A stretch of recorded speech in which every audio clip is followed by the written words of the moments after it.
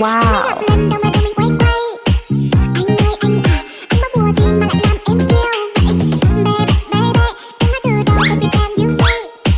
Mai kia coi ngày, xem cái ngày nào thì nhà mình đóng con. Wow. Nếu như một câu nói có thể khiến anh vui, sẽ suốt ngày luôn nói không ngừng để anh cười.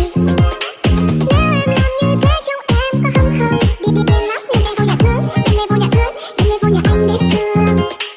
Giây phút em gặp anh là em biết em si tình, tình tình tình tang tang tình, tang tình tình tình tang tang tang.